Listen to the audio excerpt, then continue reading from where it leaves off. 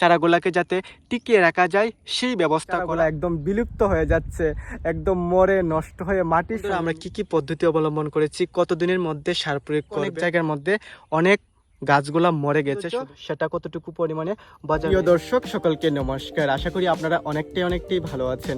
আবারও স্বাগতম জানাই কৃষিকাজের নতুন একটি ভিডিওতে। বন্ধুরা, যারা আমার ভিডিও দেখেন তারা তো অবশ্যই জানেন বর্তমান সময়ে আমরা ফুলকপি, টমেটো এবং বিন চাষ করছি। ফুলকপি চাষের কিন্তু আজকে 23তম দিন হয়ে গেল। 23তম দিনের মাথায় এসে আমাদের ফুলকপির চারাগুলা কতটুকু পরিমাণে বড় হয়েছে, আর এত খারাপ পরিবেশের মধ্যে আমাদের চারাগুলাকে আমরা কতটুকু সৌন্দর্য রাখতে পেরেছি এবং আমাদের জমিতে আমরা কি কি পদ্ধতি অবলম্বন করেছি, প্রত্যেকটি জিনিস কিন্তু আপনাদের সঙ্গে একটু শেয়ার করার চেষ্টা করব।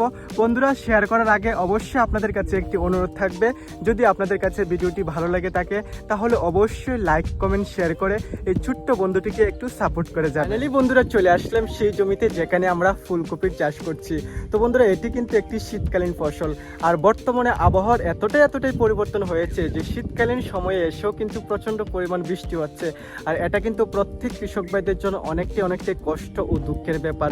তো বন্ধুরা, আমাদের মতন কৃষকদের কিন্তু সেই কষ্ট দুঃখকে হাসি মুখে গ্রহণ করা ছাড়া আর কোনো বিকল্প নেই। তো বন্ধুরা, আপনাদের সঙ্গে শেয়ার করব বৃষ্টির কারণে গাছের কি কি ক্ষতি হয়েছে, গাছের সৌন্দর্য আমরা কতটুকু বজায় রাখতে পারলাম। তো বন্ধুরা, আপনারা যদি কৃষক ভাইদের পছন্দ করেন বা ভালোবাসেন তাহলে অবশ্যই এই ভিডিওতে একটি লাইক করে এই ছোট্ট বন্ধুটিকে একটু সাপোর্ট করে যাবেন। বন্ধুরা, অনেকটাই কষ্ট ও পরিশ্রম করে ফাইনালি চারাকে তৈরি করা, চারা তৈরি করার পর জমিটাকে প্রস্তুত করে সেই জমির মধ্যে চারাগুলোকে রোপণ করার পর আবার রোদের হাত থেকে চারার যাতে কোনো ক্ষতি না হয়, চারাগুলোকে যাতে টিকিয়ে রাখা যায় সেই ব্যবস্থা করা, অনেকটাই পরিশ্রম ও কষ্ট কিন্তু প্রত্যেক কৃষক ভাইদের করতে হয়। তো বন্ধুরা, আগের ভিডিওগুলো কিন্তু আমার চ্যানেলের মধ্যে দেওয়া আছে, আপনারা চাইলে সেই ভিডিওগুলো দেখে আসতে পারেন।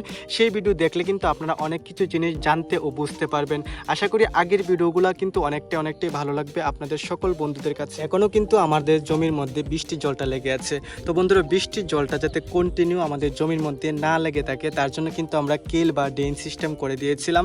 আর কেল বা ড্রেন সিস্টেম করার সময় কিন্তু আমরা প্রত্যেকটি গাছের গোড়ার মধ্যে কিন্তু সার প্রয়োগ করেছি, যাতে আমাদের গাছের বৃদ্ধিটা তাড়াতাড়ি হতে পারে এবং আমাদের গাছের যে সৌন্দর্য সেটাও যাতে বজায় থাকতে পারে। তো বন্ধুরা, আমরা কি কি পদ্ধতি অবলম্বন করেছি, কতদিনের মধ্যে সার প্রয়োগ করবেন, প্রত্যেকটি জিনিস কিন্তু এই ভিডিওটার মধ্যে দেওয়া আছে। যারা আমার এই ভিডিওটা দেখেনি তাদের সকলের কাছে অনুরোধ করব এই ভিডিওটা দেখে আসার জন্য। এই ভিডিওর মধ্যে কিন্তু প্রত্যেকটি জিনিস দেওয়া আছে, আপনারা এই ভিডিওটা দেখলে কিন্তু সহজেই বুঝে যাবেন কি কি সার প্রয়োগ করবেন, কতদিনের মাথায় প্রয়োগ করবেন। এত কষ্ট, এত খাটাখাটনি করছি আমরা কফি চাষ করার ক্ষেত্রে, আর শুধুমাত্র বৃষ্টির কারণে কিছু জায়গার মধ্যে আমাদের চারাগুলো একদম বিলুপ্ত হয়ে যাচ্ছে, একদম মরে নষ্ট হয়ে মাটির সঙ্গে মিশে যাচ্ছে, আর অনেকটি গাছের যে পাতাগুলা সেই পাতাগুলা কিন্তু একদম পচে যাচ্ছে। তো বন্ধুরা, যারা আপনাদের মধ্যে থেকে যারা কৃষিকাজ করছেন তারা আমাকে প্রশ্ন করবেন, তাহলে গাছের পাতা পচে যাচ্ছে, তাহলে গাছের পাতা পচে যাওয়ার ওষুধ আপনারা স্প্রে করছেন না কেন? তো বন্ধুরা, আমরা কিন্তু গাছের পাতা পচে যাওয়ার ওষুধও কিন্তু আমাদের গাছের উপর স্প্রে করেছি। কিন্তু বন্ধুরা, আপনারাই বলুন, দুদিন পর যদি বৃষ্টি হয় তাহলে আপনারা সেই বৃষ্টির হাত থেকে আমাদের মতন কৃষক ভাইরা গাছগুলোকে কিভাবে রক্ষা করবেন, কিভাবে আমরা রক্ষা করব? তার জন্য বন্ধুরা, আমি ভগবানের কাছে প্রার্থনা করছি আমাদের পাশাপাশি প্রত্যেক কৃষক ভাইদের দুঃখ কষ্ট যাতে ভগবান একটু বুঝে, আর প্রত্যেক কৃষক ভাইদের মুখে হাসি যাতে সব সময় বজায় থাকে, এতটুকু প্রার্থনা আমি ভগবানের কাছে করছি। তারপর বন্ধুরা, চলে আসলাম সেই জমির মধ্যে যেখানে আমরা বিন চাষ করছি। বিনের বীজ রোপণ করার পর যেদিন বীজ থেকে চারাগুলা অঙ্কুরিত হয়েছিল সেই দিনটা ছিল আমাদের জন্য অনেকটাই আনন্দের দিন, অনেকটাই সুখের দিন, কারণ প্রত্যেকটি বীজ থেকে প্রত্যেকটি চারা অঙ্কুরিত হয়েছিল।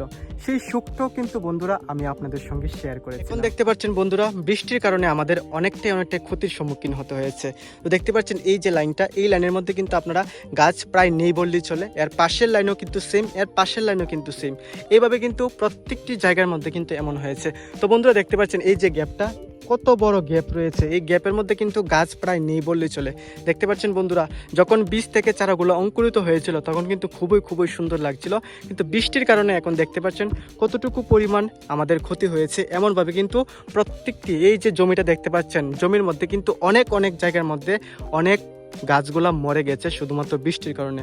তো বন্ধুরা, আপনারা যারা কৃষিকাজ করছেন, আপনাদের কি কি ক্ষতি হয়েছে, আপনারা কতটুকু পরিমাণ ক্ষতির সম্মুখীন হয়েছেন, অবশ্যই এই ছোট্ট বন্ধুটির সঙ্গে একটু শেয়ার করবেন। তারপর বন্ধুরা চলে আসলাম সেই জমিতে যেখানে আমরা টমেটোর চাষ করছি।